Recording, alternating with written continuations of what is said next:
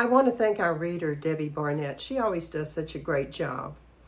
And Gary Lynn Floyd, Karen Drucker, and our CSL music team for the wonderful music that they've provided for us today. And this month of February, our theme is Living in Love. I just love that theme. Today, we're exploring relationships as spiritual practice.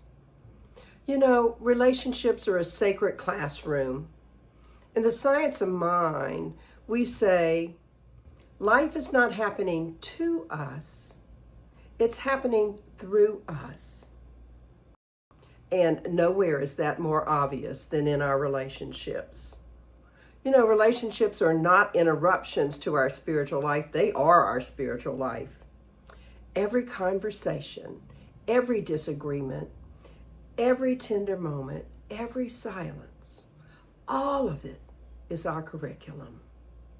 In Matthew 18:20, Jesus put it simply and powerfully, "Where two or more are gathered in my name, there I am in the midst of them."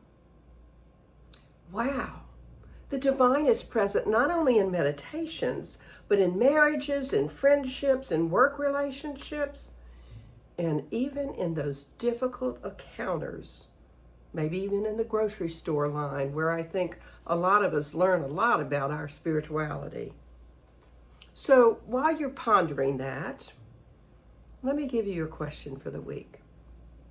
What is the one choice you might make today to know that relationships reveal consciousness, to practice your spirituality in the relationships, and to reveal more of who you really are? One more time. What is the one choice you might make today to know relationships reveal consciousness, to practice your spirituality in relationships, and to reveal more of who you really are?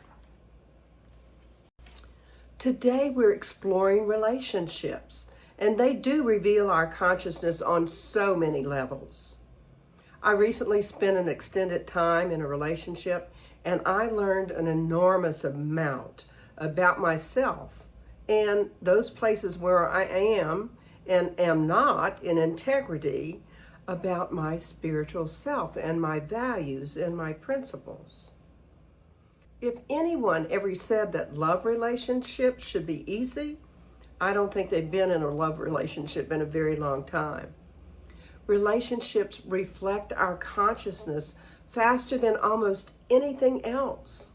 So if you want to know what you believe about love or worthiness or safety or power or boundaries or any God quality for that matter, merely notice how you show up in your relationships. And by the way, this is not about blame, it's about awareness. A Course in Miracles teaches, I am never upset for the reason I think. I am never upset for the reason I think. What a great lesson. Relationships don't cause our reactions. They reveal what is already within us, waiting to be healed or expressed or integrated into our beingness. The truth is, relationships don't push our buttons. They just reveal the ones that we installed. So there was a lady, she went to her teacher and she said, you know, I meditate every day, I pray, I volunteer, but my partner drives me crazy. And without hesitation, the teacher said, wonderful, your partner is working perfectly. And of course, the lady's looking confused. So the teacher continued, if enlightenment came from sitting alone on a cushion, we'd all live in caves. But awakening comes from learning to love while being misunderstood, interrupted, disappointed, and asked to grow. That's relationship as spiritual practice, believe me. And what's the moral of this story? Love no matter what.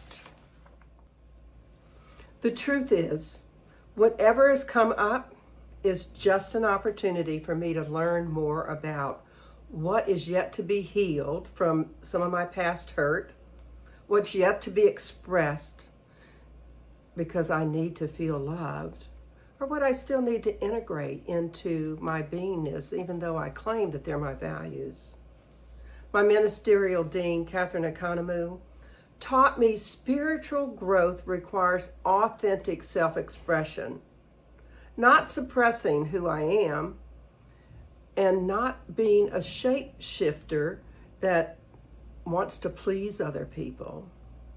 And I learned that relationships invite us to speak our truth with kindness, to set boundaries with love, and to be seen without our armor. In other words, no matter what, be love and loving. Now that's a big order, which I admit I am not able to fill 24/7. So here's a spiritual practice that might help you practice those qualities when you feel like someone's driving you crazy, or perhaps you're standing in a very long line and someone's talking on their phone so loud you can't hear yourself think. I call this practice the sacred pause. Before responding in any relationship, consider pausing and ask yourself, what am I feeling? What am I protecting? What would love do here? This pause is a spiritual practice. Now, it's easy to be spiritual alone.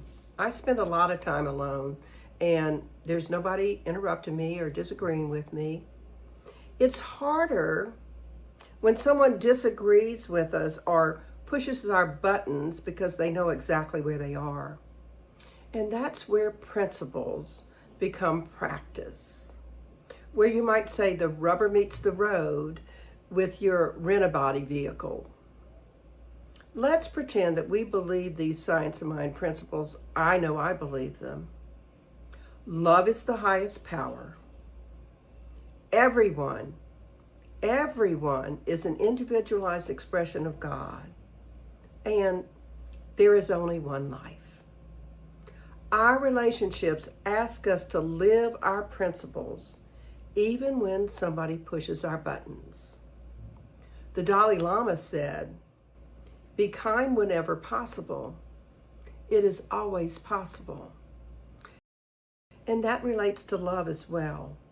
It doesn't mean we have to be passive. It means be conscious. Be loving always. And Lao Tzu reminds us, knowing others is intelligence. Knowing yourself is true wisdom. Knowing yourself is true wisdom, and relationships is where that wisdom ripens. Relationships truly are holy encounters. A Course in Miracles teaches every encounter is a holy encounter. Every encounter is a holy encounter. And not because it's pleasant, but because it's purposeful. Think about that for a moment. The Course also teaches we project what we have not healed. When we believe the other person is the problem, we miss the deeper invitation, which is this: what part of me is asking to be known, honored, or reclaimed? What a great question that is. Let me repeat it. What part of me is asking to be known, honored, or reclaimed? It is so true that relationships bring our unconscious stories into the light, not to shame us, but to free us.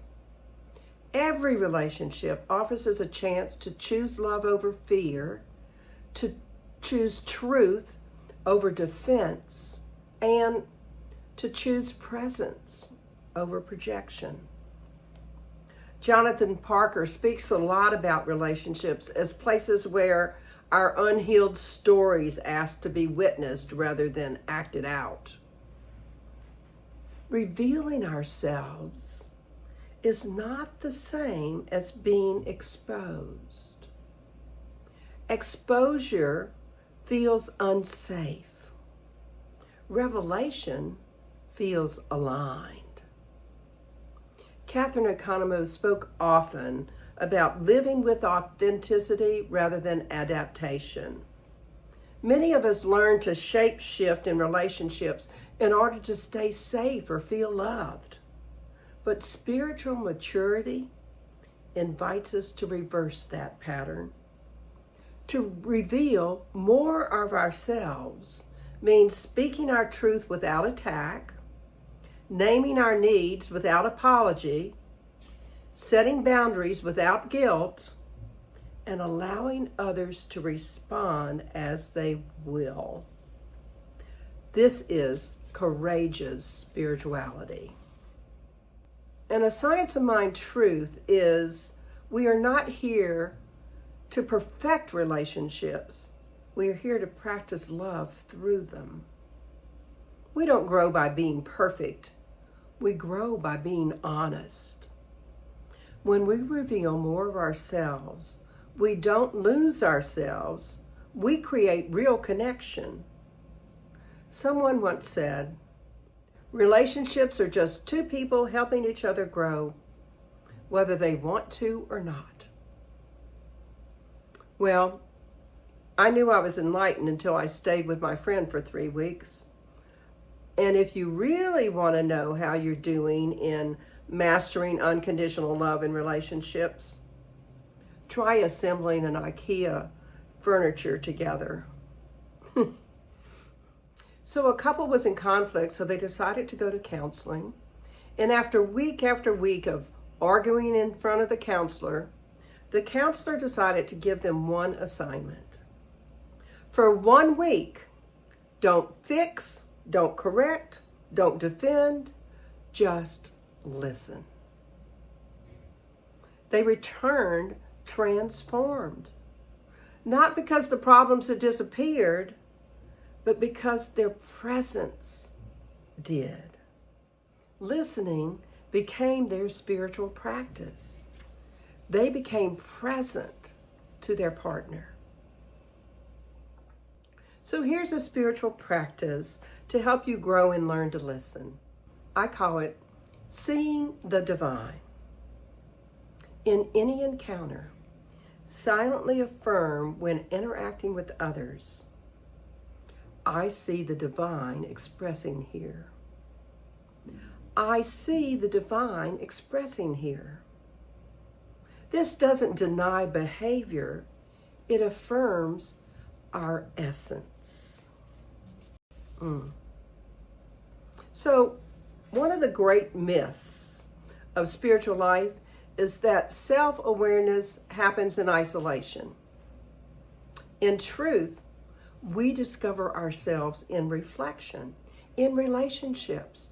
Relationships are like spiritual x-rays. They show us where we still seek approval, where we abandon ourselves or our principles, where we withhold love, and where we're ready to expand. In Proverbs 27:17, the Bible reminds us of this. As iron sharpens iron, so one person sharpens another. We often think relationships are about finding someone who understands us. Our relationships sharpen our awareness of who we are. Spiritual speaking, relationships are about becoming understandable to ourselves.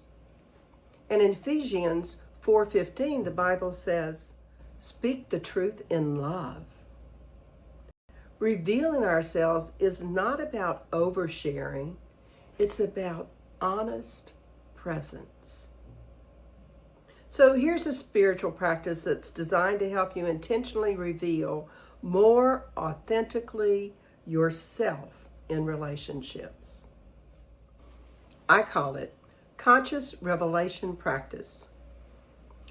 Choose one relationship this week and practice revealing one of the following with gentleness and clarity: a feeling, a boundary, a need, or a truth. This is not a dramatic confession, it's about honest presence.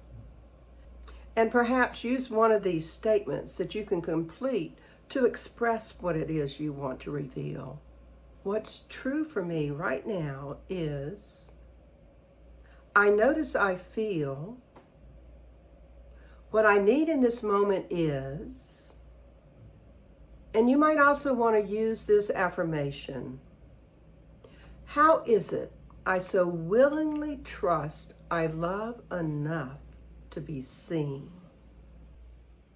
How is it I so willingly trust I love enough to be seen? You know, we don't attract what we want. We attract what we're being.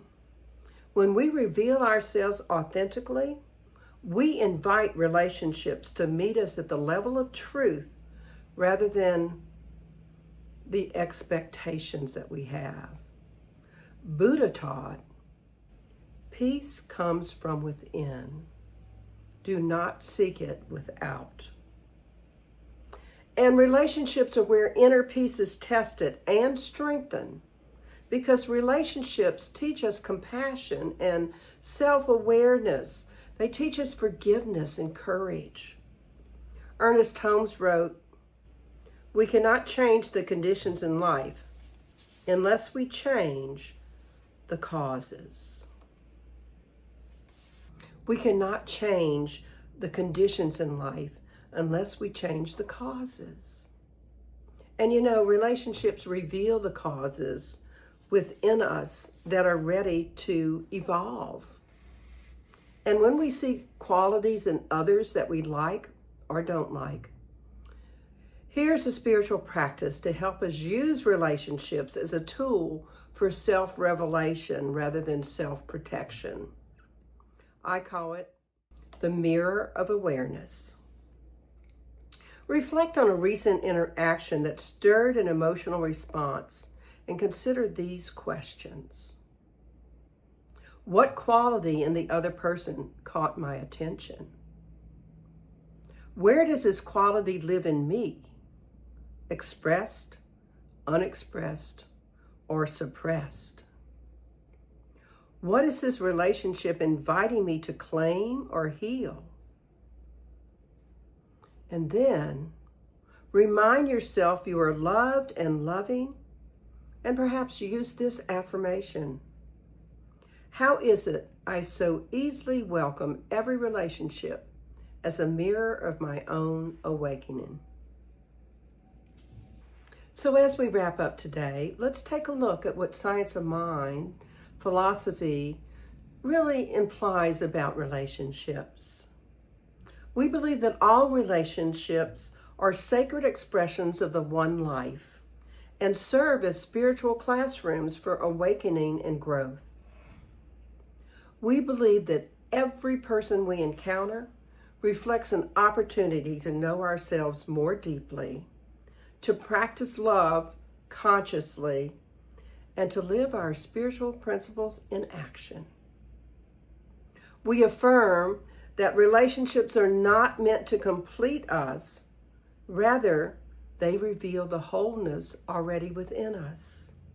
Thus, we choose presence over judgment, compassion over fear, truth spoken in love, and our relationships become pathways for healing, understanding, and for transformation. We trust that through conscious relationship, love is continually revealing itself as us, through us, and among us. So this week, remember to allow your relationships to be teachers and be open to learning more about yourself through them. Let's take a moment right now and pause and silently bless relationships. We begin with blessing an easy relationship. Just bring it to mind and bless it. And we move to blessing a challenging relationship. Bring it to mind and bless it. And finally, we bless our relationship with ourselves for having the courage to be love in these relationships, no matter what the outer appearances might be. Let us choose to be love. So repeat this after me. I choose to grow through love. I choose to grow through love. And let us trust that every relationship is guiding us home to our true self.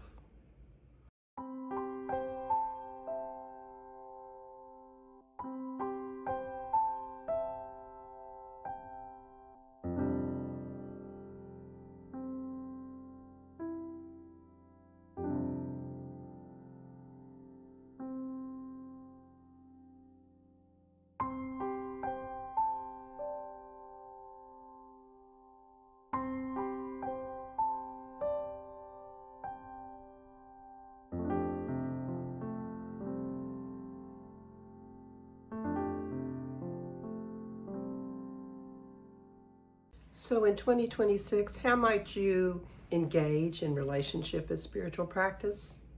Well, know that relationships reveal our consciousness. Learn where you're in integrity with your beliefs and see what still needs healing or still needs to be expressed. And practice spirituality in those relationships. Remember, knowing who you are is the true wisdom. We're here to practice love in our relationships and to reveal more of who we really are. So live authentically, not from adaptation or shape-shifting. Remember that relationships are our spiritual classroom for growth, and know that every relationship guides you to your true self. So here's your affirmation for the week. How is it I so willingly, energetically, and effortlessly know relationships reveal consciousness, practice my spirituality in relationships, and reveal more of who I really am? So notice what you're learning from your relationships and where you're seeing that there are still things to be healed or expressed. And spend this next week blessing every relationship as a teacher to help you grow, and always choose to grow through love. I always invite you to commit to using some spiritual practices that might help you embrace relationship as spiritual practice. And let's end with prayer. Infinite presence, one life expressing itself through every person and every relationship. I know that there is one intelligent, infinite intelligence. I know there is one infinite intelligence, one loving presence, expressing itself as all life, including each of us. I know in every relationship is a teacher who appears in human form as a friend, a partner, a family member, a stranger. And I know we each heard something today that reminds us that relationships are how we grow and how we learn more about ourselves, about what needs healing, what needs expressing. I see that we can each meet each other with curiosity instead of judgment, and courage instead of fear, and love instead of defense. I trust that every relationship is guiding us home to our true self. I see each of us being the embodiment of divine love, the love which guides our step with wisdom and fills our days with gentleness and vision. And I see each of us rooted in love and lifted by that love. Choosing today to live in divine alignment with the truth of our being, knowing all that we are and all that we might become truly is love. So may the tapestry of our lives continue to unfold in beauty and purpose and love, and may we remember to see our truth revealed as we interact with others. I'm so grateful for each person who chose to spend some time with us today. Grateful that we can go forth with an open heart and with courage and embrace the practices that support us knowing every conversation, every disagreement, every tender moment, and every silence is curriculum for us to know more deeply who we are. So it's from great gratitude and joy, bliss, and blessings that I release this word into the law, into that divine yes that says it is done, complete, fulfilled. So I say amen, and I invite you to affirm it with me, and so it is. And again, I am so grateful to all of the support that we have in so many ways, and I appreciate your financial support so we can continue to pay for our new computer. I'm so grateful that you joined us today. Enjoy our offertory song.